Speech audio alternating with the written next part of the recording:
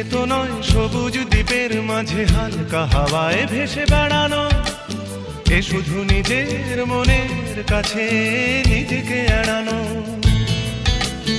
এ শুধু তুফানি বর্ষা রাতে পাগলা নদীর মতো পাড় ভাঙা খেলা। এক ঝাঁক পাখি আর এক রাশ ফুল নয়, নয় এ তো জীবনের হাসি গান মেলা, এ শুধু ভুলের পরে ভুলের পাহাড় গড়ে গড়ে তোলা স্বপ্নের ধ্যান ভেঙে ফেলা।